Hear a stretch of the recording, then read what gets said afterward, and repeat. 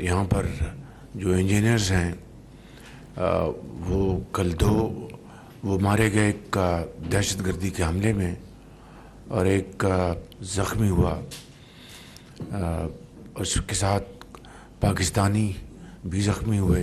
ये एक इंतहाई अफसोसनाक वाक़या हुआ जो कि बेशाम के बाद ये वाक़या हुआ। और आप अच्छी तरह जानते हैं जब बेशाम का वाक़या हुआ तो एक चीन की तरफ से और कुदरती तौर पर उनका एक बहुत कंसर्निंग मैसेज मिला कि ये चीनी जो हमारे पाकिस्तान में काम कर रहे हैं उनकी सिक्योरिटी के लिए इंतहाई मजबूत इंतज़ामात होने चाहिए।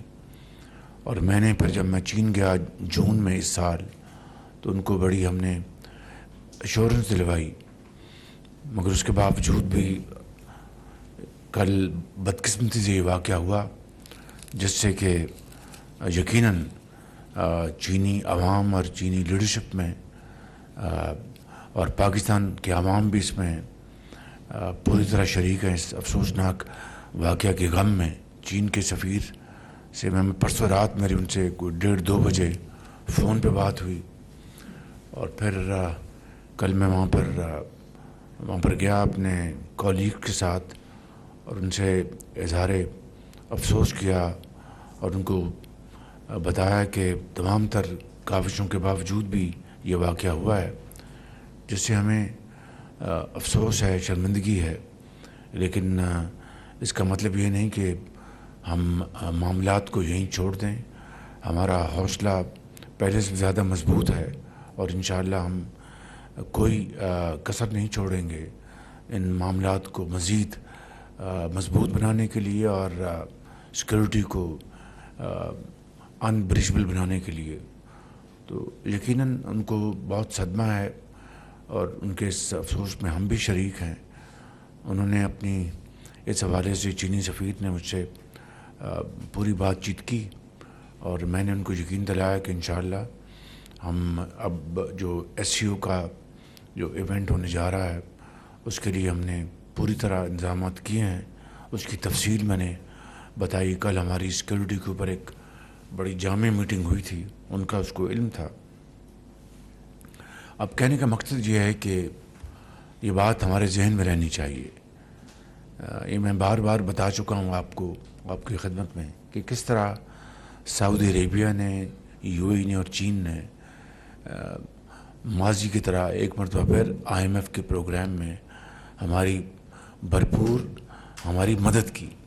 और आज एक तरफ धरने जारी हैं और अभी मलेशिया का बहुत ही कामयाब दौरा हुआ और अनवर इब्राहिम साहब यहाँ पर तशरीफ़ लाए। उन्होंने बेपनाह मस्बत गुफ्तगू की, पूरे पाकिस्तान के अवाम ने उसको सुना, किस तरह हलाल मीट और राइस के हवाले से उनके जो पैशन है कि पाकिस्तान की एक्सपोर्ट्स बढ़ें, उसके लिए पूरी तरह उन्होंने पब्लिकली अपनी कमिटमेंट का इजहार किया। और इस तरह और जो एरियाज़ हैं उनको एक्सप्लोर करने के लिए हमने उनसे बातचीत की। अब सऊदी अरब का विज़िट होने वाला है इंशाअल्लाह। फिर चीन के वज़ीर आज़म बायलैटरल विज़िट पे तशरीफ़ ला रहे हैं। SCO का एक बहुत सालों बाद पाकिस्तान को मेहमान नवाजी का मौका मिल रहा है। ऐसे मौके के ऊपर चीन के इंजीनियर्स को दोबारा टारगेट करना, जो कि BLA ने उसको कबूल कर लिया है, और वफाक के ऊपर दिन रात चढ़ाई की जा रही है, धमकियां दी जा रही हैं, दुश्मनाम तराजी की जा रही है, और एक इंतहाई अफसोसनाक बेहुदा गुफ्तगू की जा रही है। ये मैं समझता हूँ कि इस तरह के वाक़यात हमें दोबारा 2014-15 को जो कुछ किया गया और पाकिस्तान के ख़िलाफ़ नापाक का जो अज़ाइम थे दुश्मनों के और यहाँ पर घुसपैठियों के भी, उसका ये रेप्लिका है کہ 2014-15 میں آپ کو اچھی طرح علم ہے کس طرح ڈی چوک کے اوپر کئی ماہ یہاں پر دھرنا دیا گیا اور چینی صدر کی ڈیٹس اناؤنس ہو گئیں. اس کے باوجود بھی پی ٹی آئی نے اور ان کا جو بانی ہیں انہوں نے اس کو قطعاً اس بات کو انہوں نے فیکٹر نہیں کیا کہ اگر چینی صدر کا دورہ ملتوی ہو گیا تو اس کا کتنا پاکستان کی جو اپنی جو اس کا امیج ہے اس کو ڈیمیج کرے گا اور کتنا پاکستان کی جو معیشت ہے وہ اس کو نقصان پہنچے گا. اور میں یہاں پر وہ واقعہ آپ کو سنانا چاہتا ہوں. جب چینی سفیر نے آج کل وہ فارن آفس میں بیجنگ میں وہ وائس منسٹر ہیں, بہت پاکستان کے دوست ہیں, وہ یہاں پر سفیر تھے. اور پھر حکومت پاکستان نے پوری کوشش کر لی مگر انہوں نے دھرنے کو ملتوی کرنے کو یا 3-4 دن کے لیے انہوں نے اٹھانے کے لیے کوئی انہوں نے مثبت جواب نہ دیا. تو ایک رات میں یہاں پر تھا اسلام آباد میں, تو مجھے کوئی 10-10:30 بجے ان کا فون آیا چینی سفیر کا کہ چیف منسٹر وہ دورہ پریزیڈنٹ شی کا ملتوی ہو گیا ہے. یقین کریں کہ بڑا اس کا ایک دھچکا لگا. میں نے وزیر اعظم نواز شریف صاحب سے بات کی, ان کو بھی بہت افسوس ہوا کہ دیکھیں کہ پاکستان کی ترقی اور خوشحالی کے ایک عظیم منصوبے کی شروعات ہونے والی ہیں, سی پیک, اور سب جانتے تھے کہ اربوں ڈالر کی وہ سرمایہ کاری ہوگی. اس کو نقصان پہنچانا اس سے بڑی پاکستان کی ڈس سروس کوئی اور ہو نہیں سکتی. اس سے زیادہ پاکستان کے امیج کو اور پاکستان کے مفاد کو نقصان پہنچانے کا کوئی اور حربہ ہو نہیں سکتا. تو مجھے انہوں نے کہا کہ آپ کا کیا خیال ہے؟ میں نے کہا کہ مجھے آپ اجازت دیں. یہ میں آج اس لیے بات بتا رہا ہوں کہ تاکہ ہمیں اور قوم کو پتہ ہونا چاہیے کہ کس طریقے سے اس زمانے میں کیا حرکتیں کی گئیں اور کس طرح پاکستان کی جڑوں کو کاٹنے کے لیے کیا ایک سازش کی گئی.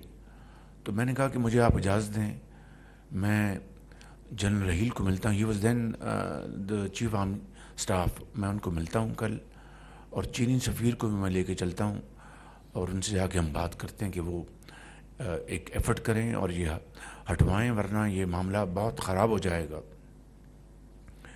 چینی سفیر نے مجھے کہا کہ ہم نے یہ آپ کو کنوے کر رہے ہیں آفیشیلی کہ ہم نے ملتوی کر دیا دورہ. تو میں نے کہا آپ رکیں, میں ایک ایفرٹ کرتا ہوں. چنانچہ میں نے چینی سفیر کو دوبارہ فون کیا. میں نے کہا اس طرح کل میں چیف آرمی اسٹاف سے بات کرتا ہوں اور آپ بھی میرے ساتھ چلیں. I remember this was 3rd September 2014. میں گیا G H Q, general Raheel سے ملاقات ہوئی, ساری بات بتائی. تو انہوں نے میری بات سنی. ان کا میں چیف منسٹر میں ایفرٹ کرتا ہوں کہ میں چائنا کے ڈیفنس منسٹر سے بات کروں. تو مرحوم جنرل اشفاق ندیم, اس کا ہی واز سیجیس, وہ میرے پاس وہ بیٹھ گئے اور جنرل رحیل چلے گئے. 15 منٹ بعد آئے, کہنے گے کہ میں نے بڑی ایفرٹ کی ہے, وہ بات بنی نہیں.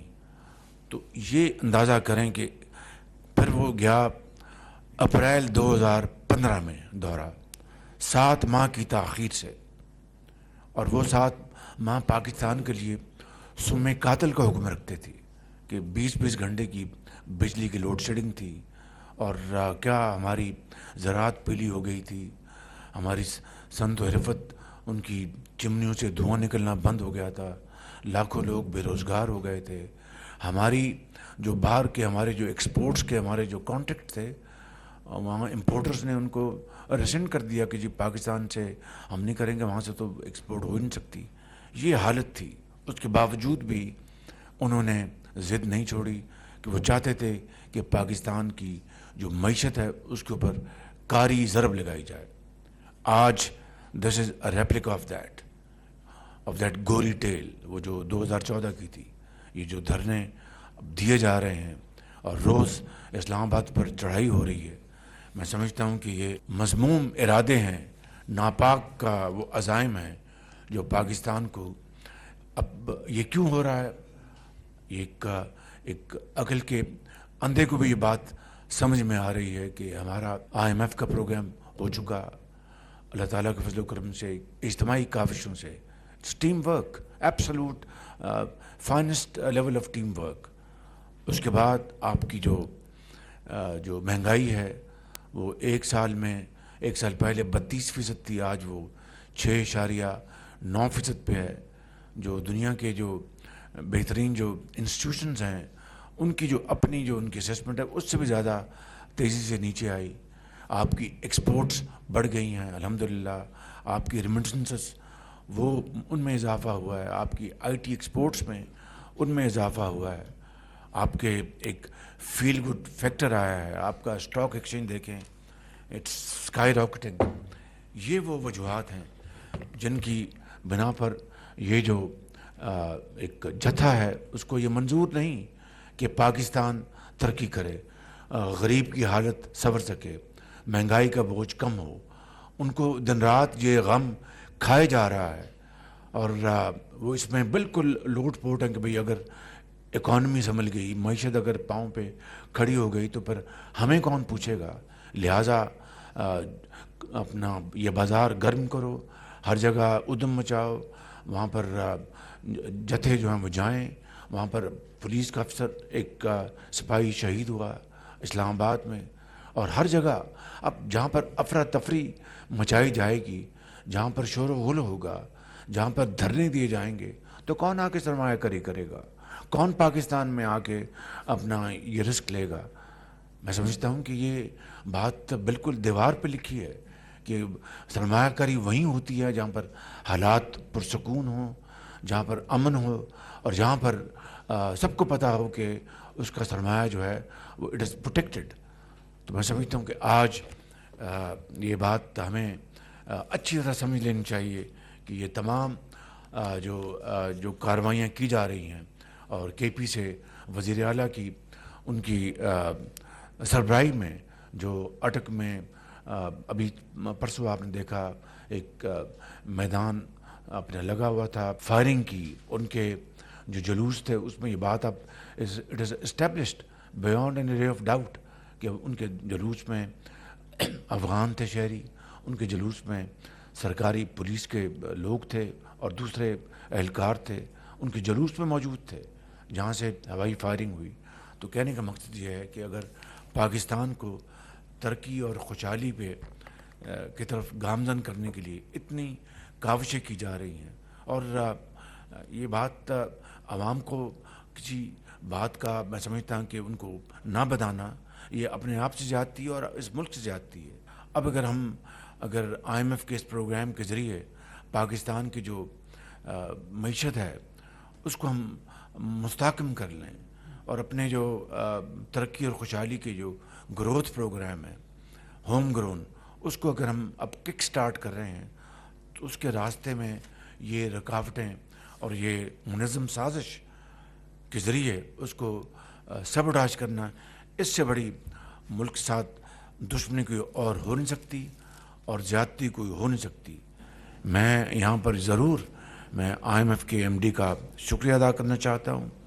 انہوں نے اس پروگرام کو منظور کیا, جہاں پر نیو یارک میں جو انہوں نے میرے ساتھ گفتگو کی, اس کے جو وہاں پر ہمارے ساتھی موجود تھے انتہائی مثبت گفتگو کی. پر ٹیلی ویژن پر جا کر انہوں نے پریس کو بڑی مثبت پیغام دیا. اسی طرح جو اجے بنگا ہیں ان کے پریزیڈنٹ ورلڈ بینک کے, ان سے ملاقات ہوئی, انہوں نے بڑی پاکستان کے بارے میں بہت ہی مثبت گفتگو کی. اور IMF کے MD نے خاص طور پہ کہا اپنی پریس ٹاک میں کہ انٹرم گورنمنٹ میں اور اب اس 7 مہینوں میں جو پاکستان کے اندر جو ریفارمز کی جا رہی ہیں, کی گئی ہیں, وہ لائق تحسین ہیں, اور ہم اس کو پوری طرح ہم اس کو سپورٹ کر رہے ہیں. آپ دیکھیں کہ جو FBR کی جو اس وقت جو ریٹرنز ہیں, آپ کی جو فائلرز جو ہیں اس کی تعداد دگنی ہو گئی ہے. تو یہ ایسے تو نہیں ہوئی, یہ دن رات اس کے اوپر محنت کی گئی ہے. فائنانس منسٹر, ان کے finance secretary, MMS chairman FBR, ایک بڑا لائق فائق قابل افسر ہے جس کی میں بے پناہ عزت کرتا ہوں، اور بڑی وہ ان کی پوری ٹیم محنت کر رہی ہے، یہ سب لوگ لگے ہوئے ہیں. تو میں سمجھتا ہوں کہ یہ آپ کا ٹیکس بیس وہ براڈن ہو رہا ہے. یہ ان کو تکلیف ہے کہ جناب ٹیکس میں ٹیکس ایویژن کو روکنے کے لیے جو ہمارے جو ریفارمز ہیں آپ کی ڈیجیٹائز کر رہے ہیں پورے FBR کے سسٹم کو، گورننس کو، اس کی ان کو تکلیف ہے. تو میں سمجھتا ہوں یہ وہ معاملات ہیں جس بجلی کے اوپر آپ دیکھیں کس طریقے سے دن رات کام ہو رہا ہے.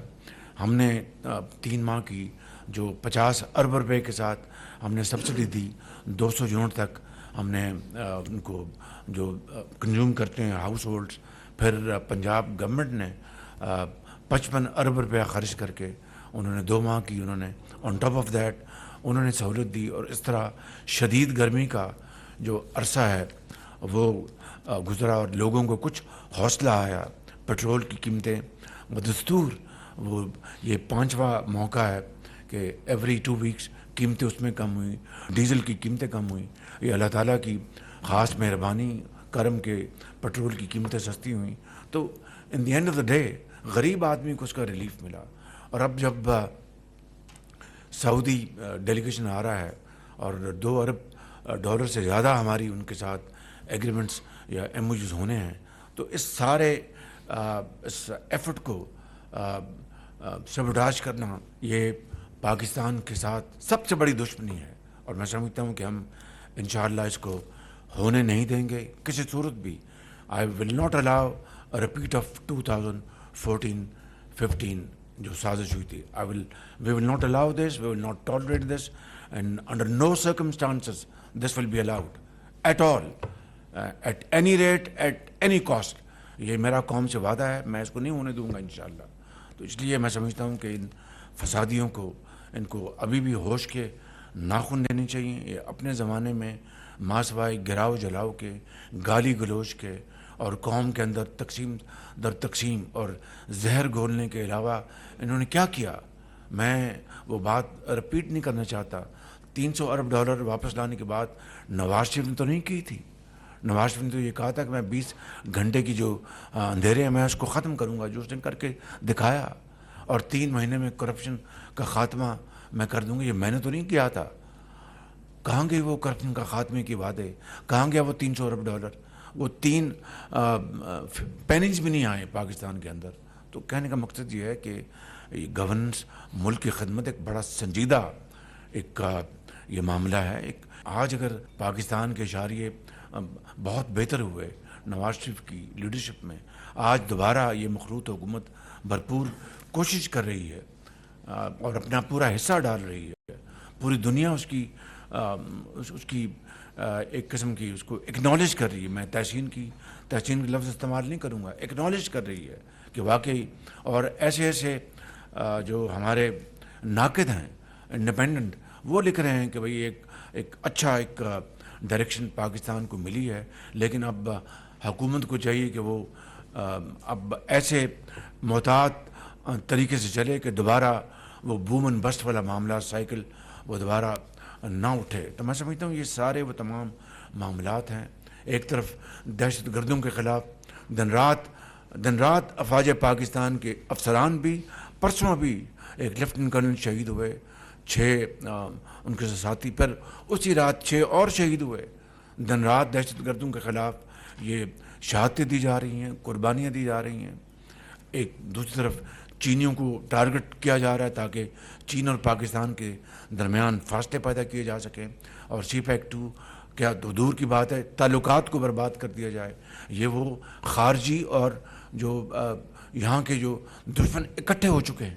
میں سمجھتا ہوں کہ ان کو کہاں سے ان کی فائنینسنگ ہو رہی ہے، کہاں سے ان کو یہ ساری چیزیں ان کو مدد مل رہی. وی آل نو دیٹ.